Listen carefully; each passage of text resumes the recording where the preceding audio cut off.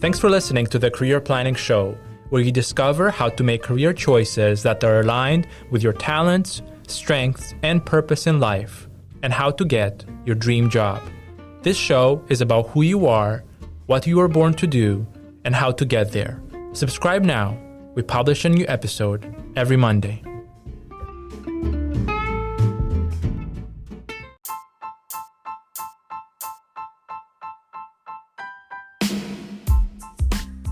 Michael Ash is an integrated strategy director who has worked on advertising campaigns for some of the world's most famous brands and has been featured in Dram Magazine and Strategy Magazine. While he's grown a reputation for delivering results, his ongoing mission is to help clients balance the art and science of advertising. Michael is a close friend of mine, whom I've known since high school, with whom I've organized an event series titled Innovative Evenings, and who inspires me with his drive to add value to others by leveraging his professional skills. You can learn more about him at themichaelash.com. That's themichaelash.com, themichaelash.com, and hear his latest thoughts on social media at themichaelash.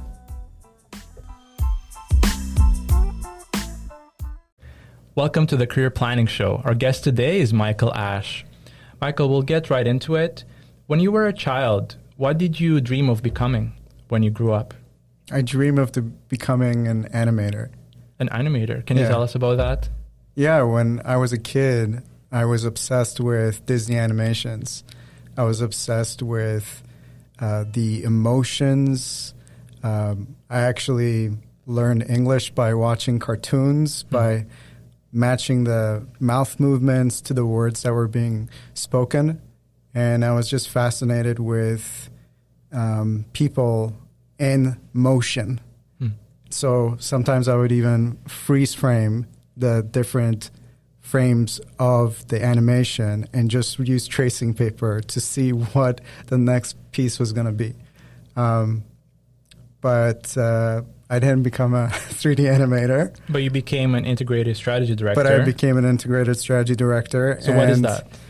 Integrated strategy director is essentially someone who comes up with campaign plans that combine marketing communication strategies that are holistic across various channels and customer touchpoints.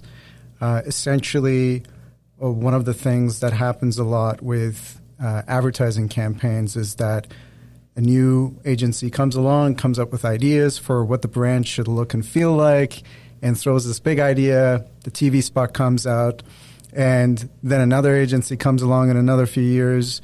And what ends up happening is a lot of these messages are fragmented because everybody's trying to do something different while forgetting about the consistency of the cues a brand should have in order to reinforce those messages. We used to be a lot better with them when there was less mediums out there, like back in the day where it was just TV and it was like the Mad Men era.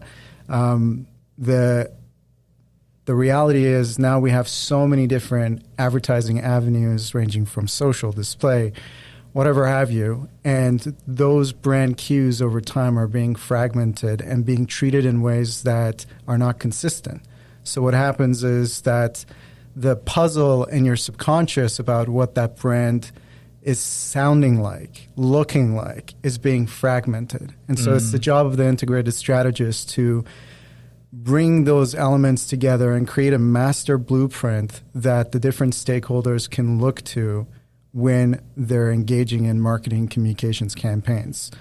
I also like to think that the integrated strategist is a new breed of strategists that try to balance both the art and science of the digital side while complementing the brand planning side that is a bit more traditional, so that it's the best of both worlds. And in a way, I guess I've carried that passion and curiosity about people, motion, behavior. But at one point I was a 3D animator. And That feels like a different life. What was that experience like? It was a fun experience. Your childhood dream now becoming reality. What was it like? It was very strange because I was getting paid to do something that I was really obsessed about as a kid. And what happened was I had like an internship. Yes. And I was creating all kinds of these intros for commercials with 3D animations of the logos or this or that. As we came to the final years of high school, the guidance counselors kind of were walking me through it, and they were like, well, animation doesn't really have a future. It's limited and whatnot. Brilliant advice from the career counselor. Yeah. So, some of them are better than others. Yeah. Mm. But then I talked to them and stuff, like, I really like to create like mini stories and create worlds out of the blue. So there's this thing called advertising where you create things and you get paid to come up with ideas out of thin air. I pursued it. I was lucky enough to have a full scholarship throughout my university. And then I had a scholarship for Leo Burnett. Walk us through your pathway, through your path, your education and career path, perhaps to how you got to where you are today, because we're really segueing into that, and it's great. I was going to ask about that. Yeah, without going too much back and forward, I graduated high school from a computer arts gifted program, created a portfolio, went and had an admission opportunity from York University and OCAD University, and I ended up going to OCAD. And when I was at OCAD, I took the advertising program, which taught me art direction and copywriting. Mm. And I then graduated with distinction, and it was the 2008 recession. So kind of like graduating right now. Yeah, kind of like graduating right now in the middle of a pandemic. It's funny how history is cyclical. So I came out, and I was a bit of an oddball because I went around with this portfolio in downtown Toronto, and outside of the ideas, beside every portfolio piece I had a strategy beside it. And every creative director I went to was just baffled. It's like, why are you showing me the strategy behind the creative? I said, well, the two should go hand in hand. And that's fundamental belief of mine. Like, what's the point of a creative without a strategy? It's just like, that's not something you should be concerned about. You should be concerned about making great creative that's going to blow me away. And the silos in the industry. The silos in the industry were showing up, and the theoretical stuff you learn in university were tossed out the window. So I did that for like a good 6 months, couldn't get a job, and I was just shattered. I was like, how is it possible that I'm the top of my class, full scholarship all the way through, and I can't land a job? Was this all a delusion, And meanwhile, I was just continuing to use the free time that I had to learn a different skill set to survive the recession. I was like, well, I got to do something. Oh, wait, I learned some graphic design along the way of art direction and copywriting, and went back to even the 3D animation that I knew, and I started to shop around as graphic designer. Graphic design was a lot more attainable because there's more graphic design jobs out there. The art director and copywriter jobs of the world are very coveted, or at least they were at that time. And so it's like going through a needle through a haystack. But the designers, more abundant. Eventually landed a job at the town of Richmond Hill and got a break through a friend of a friend who said, this guy knows his stuff. He's a really hard worker. Here's his resume. And they took me on and said, show us your portfolio. I showed them. That's a good friend of a friend. That's a good friend of a friend, yeah. Yeah. And it's funny that we'll come back to that, because what I didn't learn in university was the power of networking. And I thought that the merit of my education and the merit of my knowledge and talent was going to land me the job. And I was very startled to realize that no one cares about your capabilities if you don't have the necessary introductions to show your capabilities. Mm-hmm. And so there's a lot of good talent that just withers away because they're just not exposed to the right mediums. Now, this was the days before social media. So for all I know right now, it could be a little bit easier in terms of showcasing your talent. But back then it was like you had a paper and your name on it, and who this guy was, what he was capable of. The paper says he's capable, but who knows?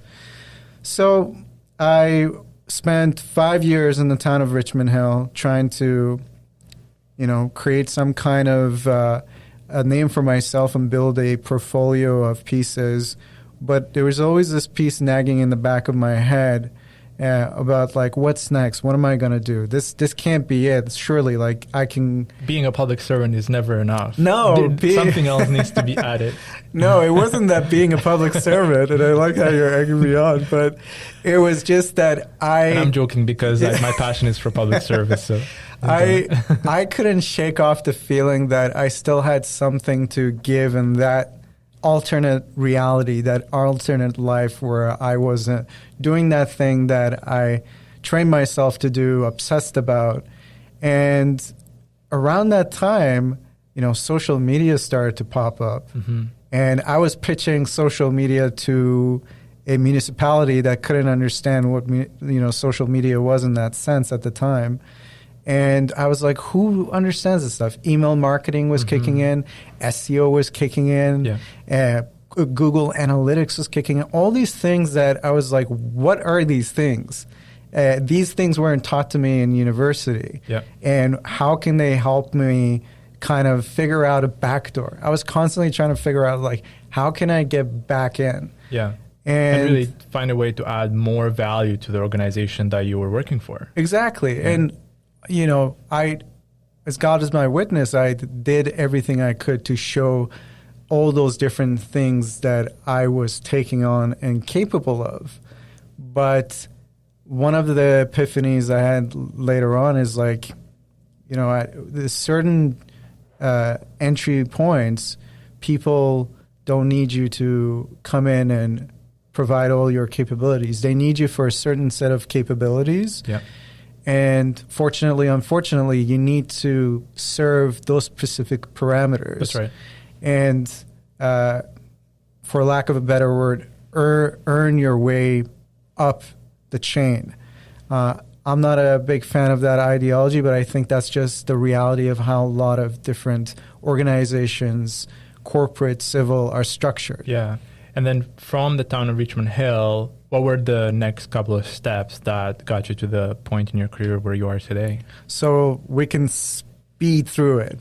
I then got a break at a corporation that managed all the graphics distributions of Canada, and it was a B2B role. It was an 80% business-to-business role. It was an 80% web development, email marketing, and design, and 20% of it was marketing coordinating. And I went into that, and the way I got that job was I had built for the past 5 years a portfolio of the different things that I was showcasing and capable of, and the side hustle that I would do from time to time. And I brought it on an iPad. And I still remember the person who hired me said, I've never seen someone present me their CV or their work as a presentation on an iPad. And that was my break. I showed what I was capable of in an entertaining way. And we did really well. We were doing massive sales. We were doing so well, we got bought over, and then everyone was let go. And coming from government, I was never used to this idea of being laid off. Government is just so safe. So it was like all of a sudden I got laid off, and I was just. This is what happens when you do great work. Yeah, I was like, and you grow the brand. You grow the brand. Now it's like taken over by an American company, and they do everything from Florida or whatever. And then there's massive redundancies because they're trying to, create smaller roles that look after things, and it was I couldn't understand it. I was like, this is 2008 all over again. So I just I was like, okay, what am I going to do? So I got the severance package. Yeah. And I said to myself, okay, well, we're kind of on this roll of taking risks again. And we spent 5 years just watching the world go by. What's the next thing that has been weighing on my mind? I always wanted to go to London, England, and see what the other mecca of advertising was like. And between New York and London, England, those are huge hubs for advertising. Mm-hmm. And I was like, let me see if I can do this thing and get a little bit of a reputation through London, and maybe use that as a wrapper to then come back and try again to see if I can get into advertising in Toronto or in Canada. So I went there, didn't know anybody, and through just talking to friends like yourself and other friends of friends, I was able to start making little connections out of the blue. But it still didn't solve my job problem. I was in a foreign country with no job experience, and I started shopping around my portfolio, and it wasn't necessarily doing things. So I'm like, I'm going to go bigger. I started doing really outlandish things. I got like a giant chess piece at a store, and I just dropped it in front of Monocle's head office with my CV inside of it and all this stuff. I bought a stuffed Finding Nemo doll, and I sent it to like a PR. I was just like trying everything. And then there was this. That's great, by the way, and it does work. It just depends on who the audience is. Exactly. It can really work. It's hit and miss, but it's brilliant when it does work. Yeah, and I mean, some of it did work. Like I remember, I wanted to get a job at Pret a Manger, one of my favorite coffee shops in the UK. I don't even know if I'm pronouncing it right anymore. You are. Anyway, and I remember that their office was located near Victoria Station or something like that. I can't remember. Mm-hmm. And there was a Pret right there. And I heard that the workers go there to drink coffee. So I just sat there for like a couple of days buying coffee, eavesdropping on conversations to know who's the right stakeholder to actually interrupt. And I had a chance to talk with one person who eventually said, you got to go through these routes to do it. Anyway, when I got my break was there was an opening, and they were asking an open call for an entry role to come in and show us the future of marketing. Yeah. And so I created a presentation of where I saw the future of marketing in 10 slides or so. And I got the job. Great. That's your sweet spot. And you love that. That was the thing I kept on. I insights, strategy. Exactly. I was like, here it is again, like being rewarded with like following your curiosity and just not hustling. Really hustling. Yeah, and after the fact, it looks like hustling, but when I was in it, it kind of looked like I was just hitting walls. But afterwards, I was like, okay, like now I found this person who's giving me another chance, and I'm going to make sure that I reward this person to the end of my breath. And that's what I did, and I quickly grew my reputation there very rapidly. I got to work on client user journeys for Mercedes-Benz, and then I was helping with the B2B prospecting. I was helping the managing director with pitches for new businesses. I was suddenly exposed to a strategist, really smart strategist. Then I saw them having a doctor of analytics collaborate with strategists, and I started seeing another side of the world that I hadn't seen before. And then marketing I'm like, in Britain is next level, right? it's next level, yeah. And I was like, man, if I could take this to Toronto, that would be really cool. What if I take what I learned here and I take it to Toronto? We're just gonna we're gonna kill it.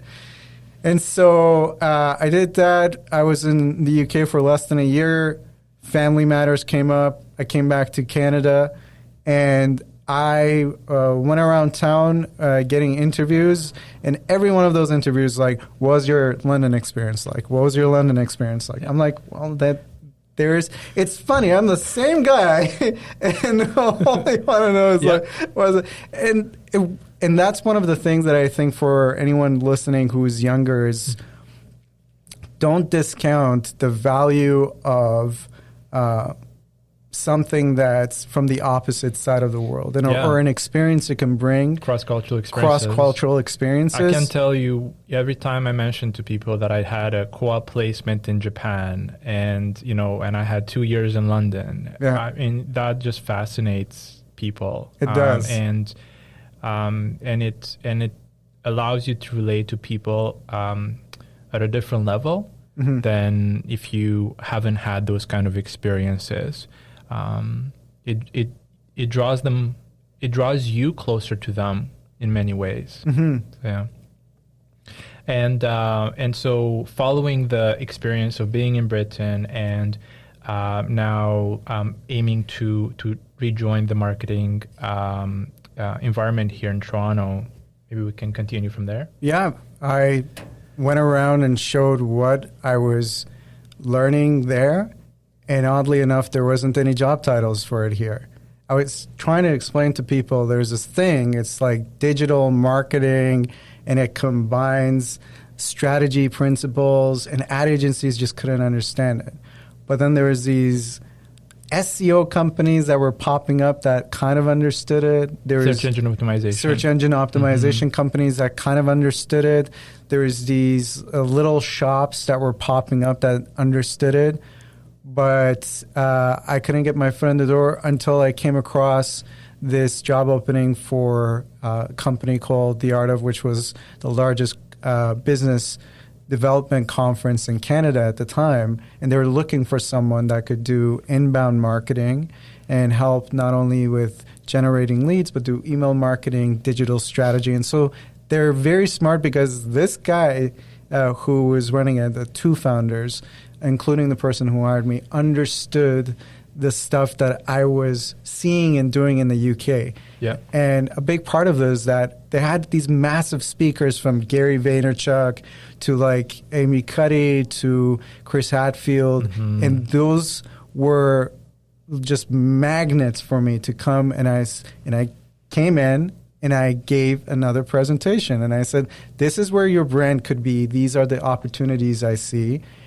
And they hired me because of the presentation I gave. They said, every other person just send us a CV, etc. I was like, okay, I'm going to give you tenfold value for the opportunity you're going to give me because, again, strangers are going to take a chance on me, and I want to give them everything I can so that they remember that they were right to take a chance on me. And would you share that kind of a presentation in the interview itself, or do you find a way to give a taste of it in your application?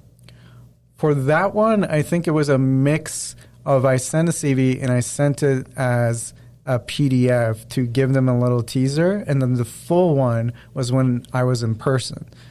And that's a good thought. Yeah, because at the same time, like the industry, ideas are always out there, but the industry also has a tendency to do a lot of speculative work. Yeah. But if you give a little teaser and they like it, then you're not losing everything. That's great. Yeah. I like that.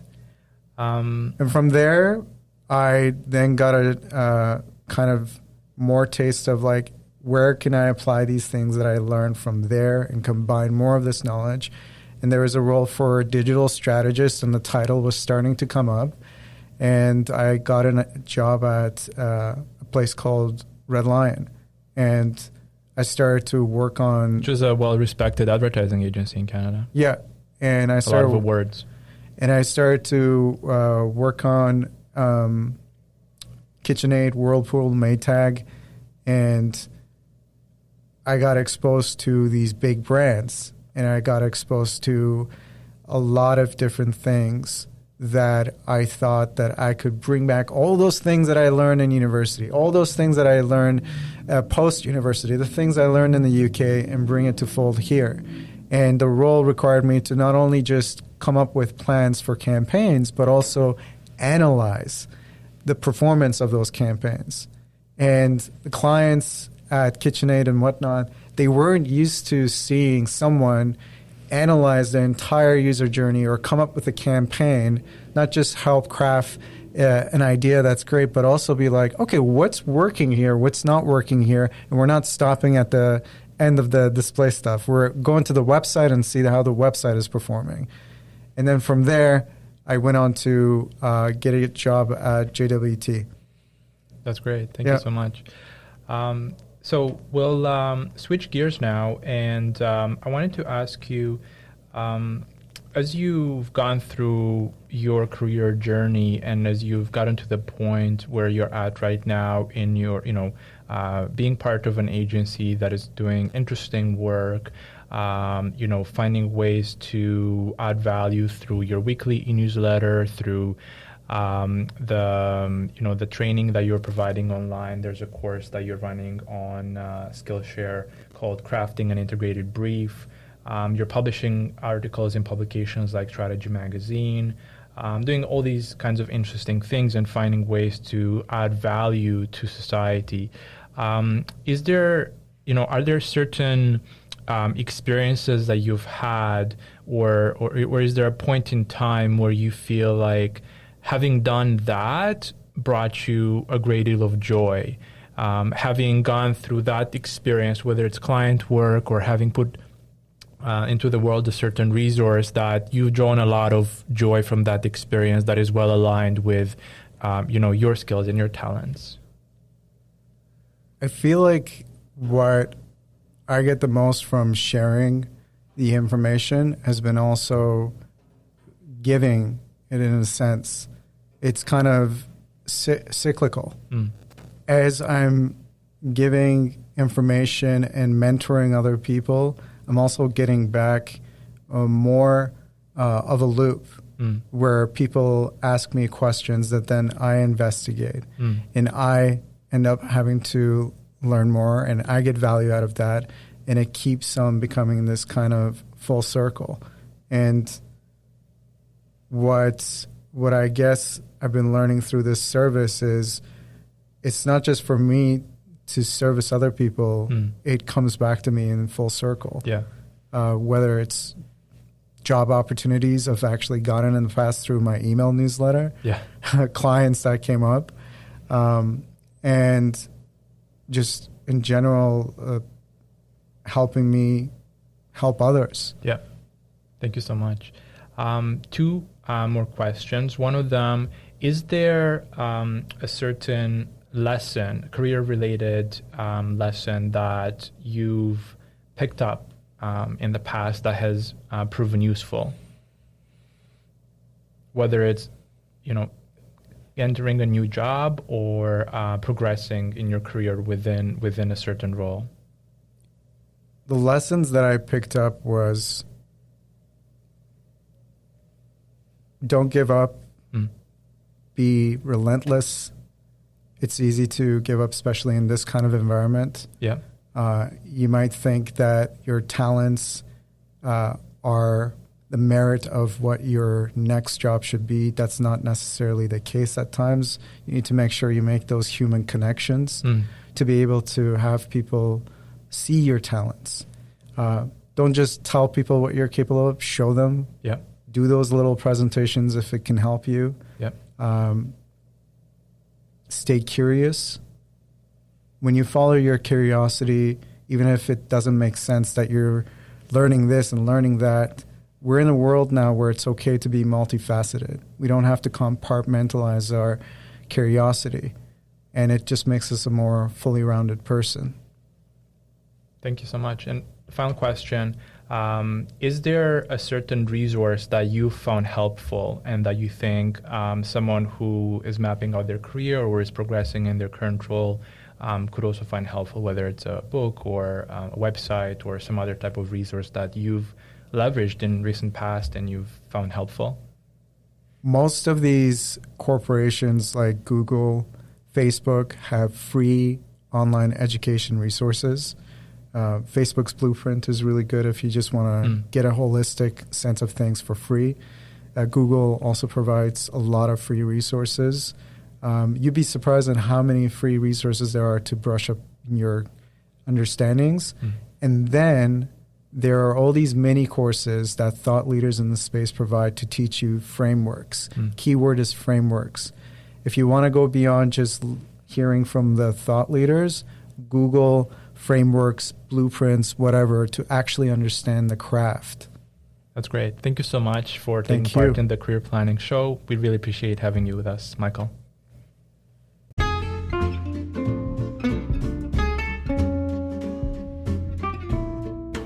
Thanks for listening to the Career Planning Show. We publish a new episode every Monday.